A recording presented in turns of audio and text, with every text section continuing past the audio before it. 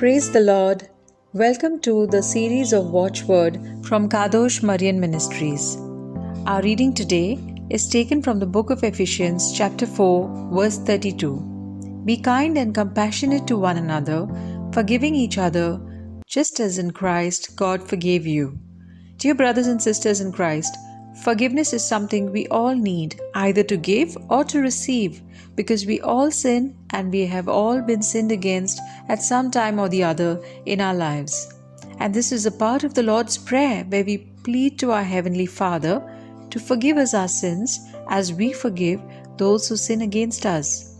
Yet this is not something that comes easy and can be a real struggle if we do not allow the grace of God to work in our hearts and our lives.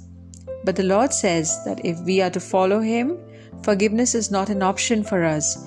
Jesus said in Matthew 6:15 and Mark 11:25 that if you do not forgive others, the Heavenly Father will not forgive you.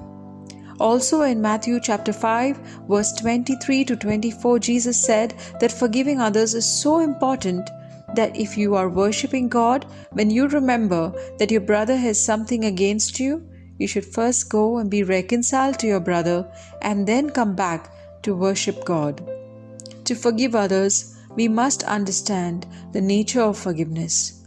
Forgiveness from the biblical perspective is not a matter of how we feel in that moment, but it is a conscious and a deliberate decision. Just as God in His great mercy forgives us and releases us from our guilt, we too must make a conscious effort, a conscious decision to forgive those who offend us, who hurt us and cause us pain. It cost God the death of His only beloved Son to help us reconcile with Him. As John 3:16 says, "For God so loved the world that He gave His only begotten Son, that whosoever believeth in Him should not perish but have everlasting life." God's forgiveness is undeserved. God's word says that we were forgiven while we were still sinners. And God's forgiveness is once and for all.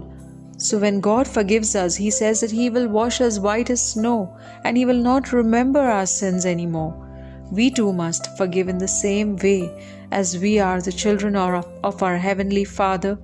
When we forgive, we too must never bring it up again. We must remember, dear brothers and sisters, that when we do not forgive, we harbor this bitterness and this anger in our hearts towards those who have caused us pain, and that bitterness eats at our soul. But when we truly forgive God's way, we are able to live freely and we are able to get rid of all that bitterness, all that anger that destroys us from within. We are able to enjoy restored relationships, renewed relationships, and by doing this, we glorify God and we are able to love God and we are able to love others just as our Heavenly Father expects us to. The motive to forgive should only be to glorify God and to live in peace with all men as our Lord commands. We should always be mindful of how much God has forgiven us in Christ Jesus. No one is righteous, not one. We have all sinned and we fall short of God's glory. But God in His mercy takes our sins and He tosses it in the depths of the ocean, never to remember it again. Because of Jesus Christ our Lord and Savior, we are forgiven greatly, and this beautiful truth should help us to forgive others, forgive those who hurt us. We must always remember that nothing happens without the knowledge of God, and He is sovereign over all, and He is the only righteous judge over all.